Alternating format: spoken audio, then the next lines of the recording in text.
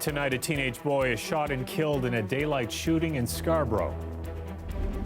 Multiple calls, and we do understand that there were many pedestrians and vehicles. Certainly brazen. Police have one person in custody. Plus, solidarity. Our working conditions are their kids' conditions, so whatever we're out here fighting for affects the students as well. elementary school teachers hit the picket lines, kicking off a week of rotating strikes. And we'll tell you about the Toronto Centre offering to file free tax returns for low-income families who may not realize they're leaving money on the table. Good evening, I'm Mike Wise. A teenage boy is dead after a shooting in the middle of the afternoon. This happened right at the corner of Markham and Ellesmere Road in Scarborough. CBC's Natalie Nanowski has the details. Police have blocked off a huge section of this intersection, including the entrance to two separate gas stations, as they continue to search for clues. This intersection is quite a busy one with a lot of shops lining both sides of the street. So police believe there were a lot of people out and about when shots were fired around 3 p.m. today. Members of 43 Division attended the scene and located a young male person suffering from what appeared to be a gunshot wound. Shortly thereafter, within 20 minutes, one male person was in custody. Since then, the young victim has succumbed to his injuries. No word yet on whether the victim and the suspect knew each other, whether there was some type of altercation before the shots were fired, or whether this was a random act of violence. But we do know that there is one person in custody at the moment. Earlier, police did have helicopters circling the area, and authorities did get on top of the roof of a Salvation Army. No word yet on if there was a weapon recovered, but police are asking anyone who may have been in this area around 3 p.m. today, that's the area of Markham Road and Ellesmere, if they were passing by and they have dash cam footage, to come forward. Natalie Nanowski, CBC News, Toronto. There's no school tomorrow for students in the province's Catholic schools. Both elementary and secondary schools will close as OECTA members stage their first one-day job action. They'll actually be joined by public high school teachers holding one-day strikes in 9 boards, including the TDSB. Now, this coordinated job action comes after the first day of several one-day strikes by elementary teachers, today targeting Toronto and York Region. Our Shannon Martin has more. 2, 4, 6, 8. We are here to demonstrate.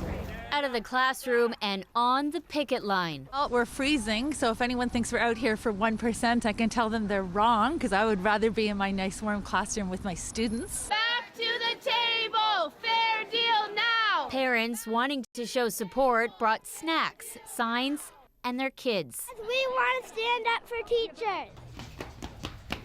4-year-old Oliver Yang spent the day helping out at his dad's bike shop. Scanning data.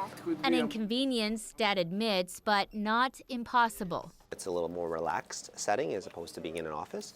But at the end of the day, yeah, I mean, obviously contingency plans need to be in place to make sure that I can function at work as well as have him here. We got it, everyone. Let's move it. Let's go. North of the junction inside a Buddhist temple, a low-cost pop-up day camp. Organized to ease pressure off parents who had no other childcare options and offer teachers a place to warm up. What kind of message are you hoping the teachers take from that, knowing that you've gone to this length to show them how much support there is? We hope it gives them the strength to carry on and keep fighting the fight.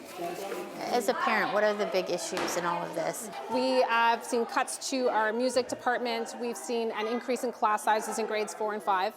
And so, yeah, it hurts. The Elementary Teachers Federation Union says it was forced to start rotating one-day strikes at elementary schools after weeks without talks. The proposals we have on the table that are important are a commitment from this government to full-day kindergarten and a teacher and a designated early childhood educator in that program. Fair and transparent hiring practices for our occasional teachers. The one issue that they choose not to talk about on their list is an issue that I believe is fundamental to their position on compensation, Ontario's education minister says the sticking point is salaries. 1%, a $750 million increase, we believe is fair. And I appreciate that they will like 100% more of that, another $750 million. That's a sector-wide impact. And I believe that's unreasonable to the taxpayer. We asked the union today, could there be more rotating strikes? Could things maybe drag on for weeks? The union would not go there, only saying that is now in the hands of the province. We do know elementary school teachers across Ontario will stage these one-day rotating strikes through Friday. As of right now, there are no talks planned. Shannon Martin, CBC News, Toronto. Peel Regional Police say the suspect wanted in connection with the death of a 28-year-old woman has been found dead. Police found the body of 36-year-old Rakesh Bhai Patel in Toronto on Friday. They say his death is not being pursued as a criminal investigation.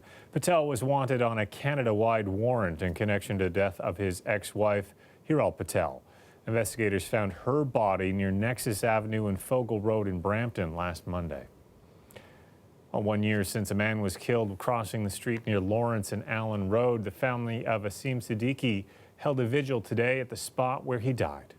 I hope we can all join in a minute's silence today. And I think the reason we're out here is to send the message that these pedestrian deaths, including my brother's, they're all very preventable. Siddiqui was 40 years old at the time. He had just left the Lawrence Allen Shopping Center and was attempting to cross the intersection when he was hit by a dump truck making a right-hand turn. His family says they've called on the city to make changes to that intersection to make it safer, but they haven't heard back. They say they'll continue to fight in Siddiqui's honor until changes are made. And Toronto police say they have made an arrest in a taxi scam investigation CBC Toronto has reported on in the past. Police say they received numerous complaints about a taxi driver who would switch out a customer's debit card with a similar card from the same bank. The original cards were then used for multiple transactions until the account was drained or the customer put a hold on the card. Police arrested 22-year-old Jaron Acosta of Mississauga on Saturday. He was driving a 2016 red Toyota Corolla taxi with license plate CKMB 471. He is facing multiple charges, and police believe there are more victims out there and more scammers. Anyone with information is asked to contact police. And police in Windsor are investigating after a break-in in that city's Kids First food bank. This happened Saturday during the snowstorm. The thieves broke through the back door, stealing cereal, meat, and an expensive set of power tools that are used to help fix community housing units. About 900 families rely on the food bank, which had to close its doors today while it fixed the damage. Organizers are asking for help in restocking the shelves.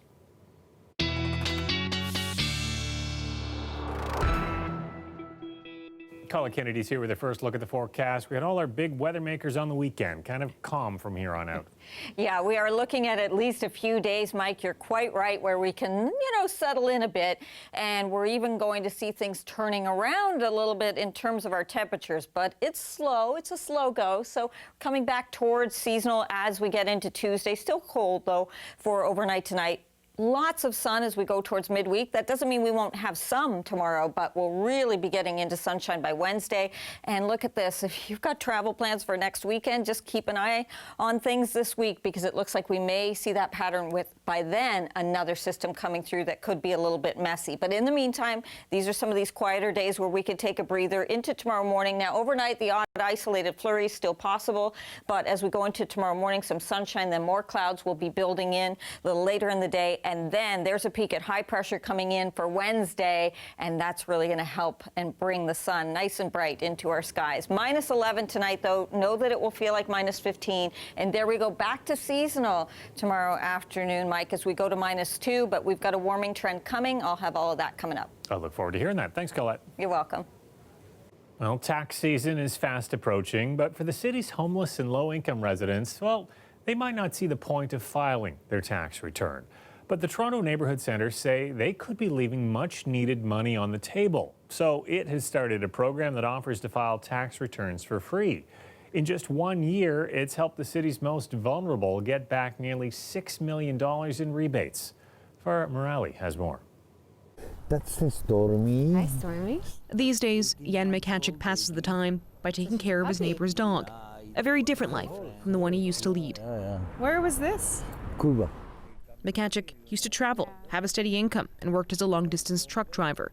7 years ago, that all changed when his left leg had to be amputated because of an infection.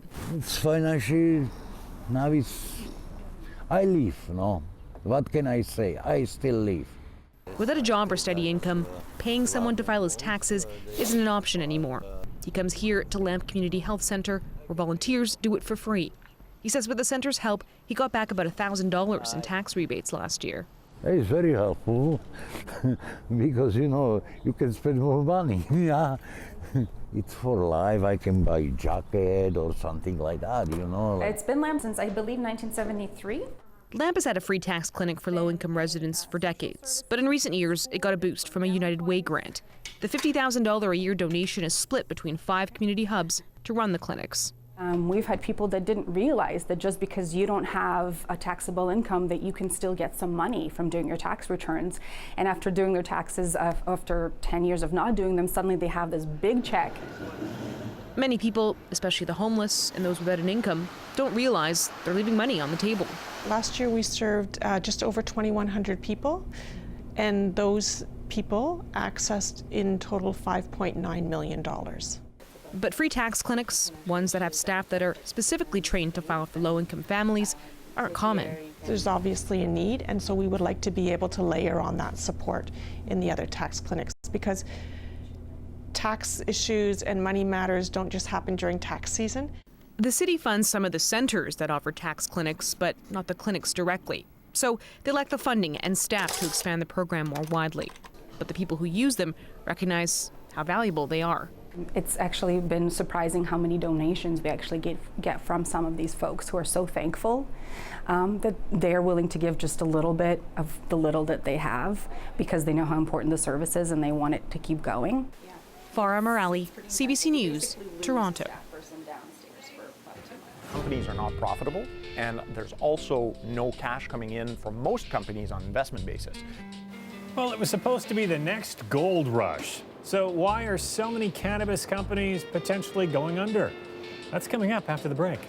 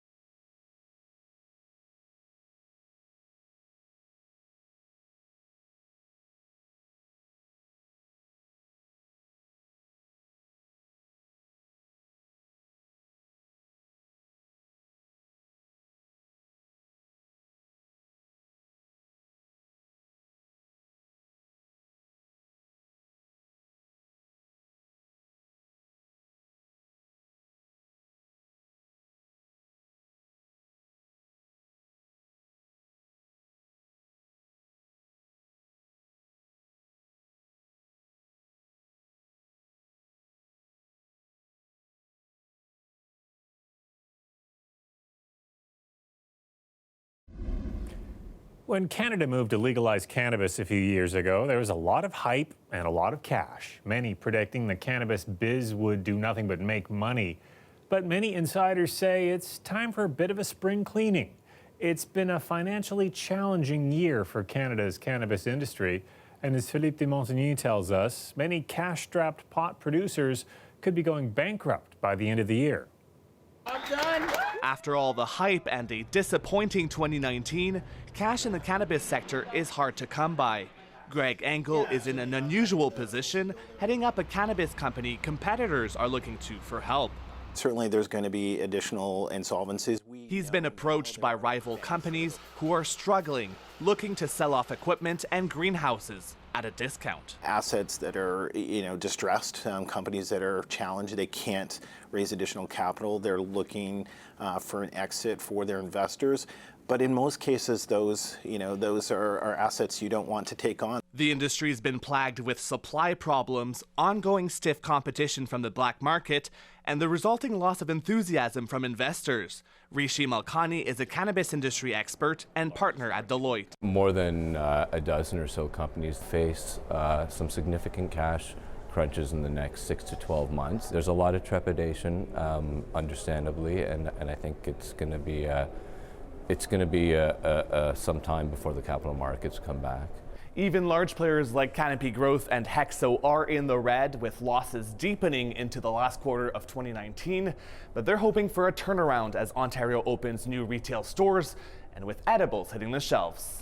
Yes, it will take more stores, and I think the governments are learning along with us what worked, what didn't. The capital markets took a breath, retail investors pulled back from the industry, and that has really created a situation where companies are not profitable, and there's also no cash coming in.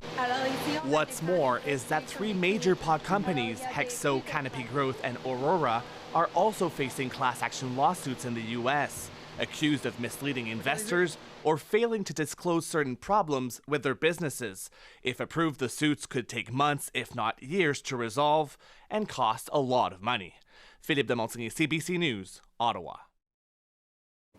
Well, Toronto's latest regular employment numbers are out, and one big thing is clear. The city's tech industry is booming, but is that growth sustainable? Our City Hall reporter Lauren Pelly takes a closer look. Opinions will start to permeate all areas of web development. This coding boot camp at Juno College of Technology is packed with students, all hoping to tap into Toronto's thriving tech industry. I'm just going to console log the API and then we can look at the data. For these two, it's about getting a foot in the door. Majority of people here, like myself, are coming from different avenues in our lives. So I came from the finance industry. No matter what industry, most companies need a website. So you can find work in all different fields that you have interest in. While tech workers still make up just a small portion of the city's job market, the latest numbers show more and more people are flocking to these roles, from developers to designers to data analysts. As of 2019, there were more than 60,000 tech jobs in Toronto, in roughly 1,700 offices. That's around an 85% increase on both fronts in just 5 years. That has come from both our encouragement of a very robust startup and scale-up, homegrown tech community, and our encouragement of multinational investment. So we're going to have to see, I think, some more funding when it comes to the TTC, when it comes to healthcare, because more people, more need. This tech expert says without careful city planning, the tech boom could become a bust. You create a city where there's the haves and the have-nots. And what happens when the have-nots don't find a place here? They leave, they move. Training programs like those at Juno aim to make sure more people reap the benefits and don't get left behind. If you're in a role that is not tech-based today, it's probably time to start thinking about how you can start to build those skills and gain some knowledge in those areas, because companies are making shifts. There's going to be a lot of workforce changes in the coming years, and it's probably time for everyone to start embracing this new world. Lauren Pelly, CBC News, Toronto. Coming up, which Toronto Raptor is this spinning snowman supposed to be? I'll tell you the answer after the break.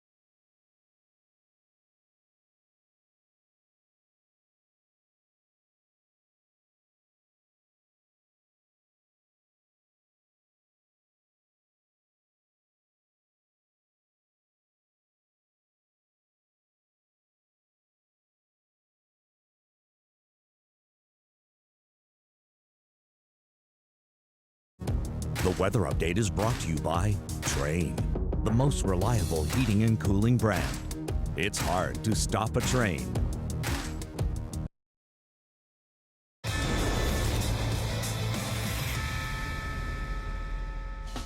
The Raptors had a matinee game in Atlanta for Martin Luther King Jr. Day. The Hawks took a lead at the half and well into the third until Toronto would pull ahead. Patrick McCaw dishes to Rondae Hollis-Jefferson, who attacks the rim for a nice dunk right there. Now Norman Powell leading the charge for Toronto, nailing a nice three-pointer here. That gave the Raptors a 9-point lead. They had a 21-point lead at the point, but the Hawks kept at it. Trae Young hitting a three-pointer here. Immediate foul on that play. They closed the gap. Raptors up by 2. With less than 20 seconds to go, Fred VanVleet is fouled by John Collins at the shot attempt from behind the arc, so he would hit all 3 free throws, and Toronto would go on to win 117-112. And off the court, it's not a regular snowman, but a snow Siakam. A Waterloo man made this 7-foot snow sculpture as a tribute to Spicy P. Matt Morris posted this on social media, saying that since Siakam has an amazing spin move, he made the sculpture spin as well. I developed a rotating platform. It's basically 2 slabs of plywood with 16 casters upside down in between them, and that's what holds up the weight. Now, Pascal's about 230 pounds, but this Pascal weighs significantly more. That's an elaborate snowman. Now, Siakam, well, he saw the sculpture on Twitter, and he retweeted the video saying that it was dope. Now, whether he's on the court or on a snowbank, Siakam is an all-star.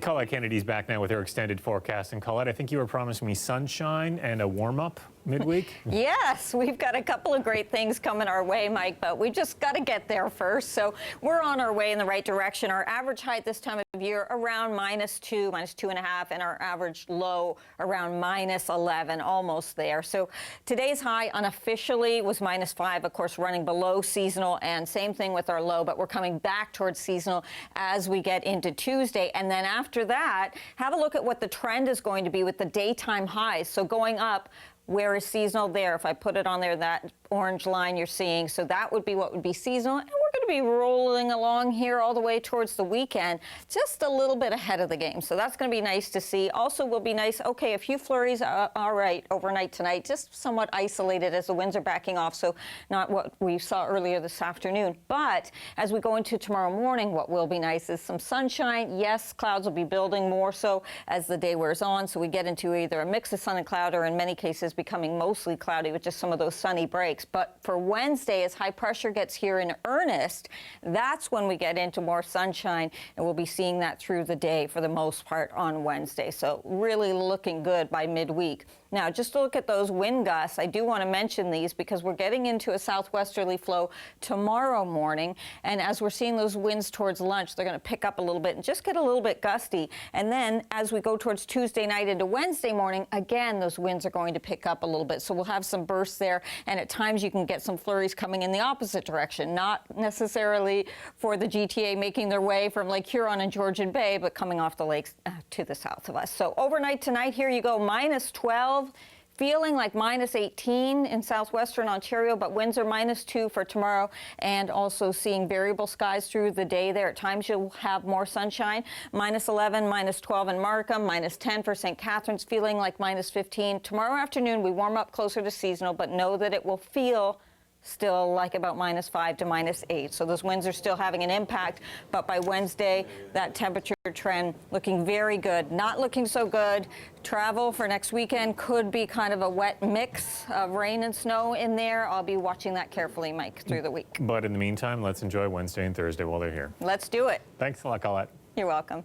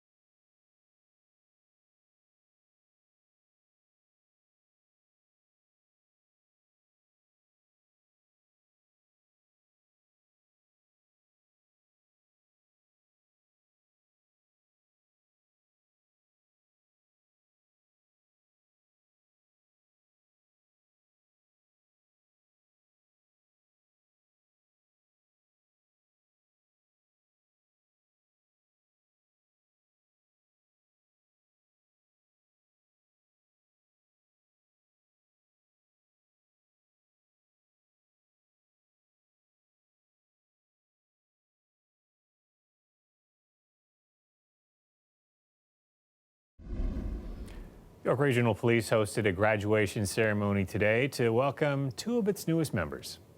York here is extremely focused. He works very meticulously with the things he does. He loves his ball on a string, and we'll do anything for it. That's the reward he gets for the good work he does. And he's been amazing so far. York and his colleague Hux are now police service dogs in York Region. Both German Shepherds earned their badges after successfully completing their basic canine training course. It focused on tracking, building and area searches, and evidence location, obedience, and criminal apprehension.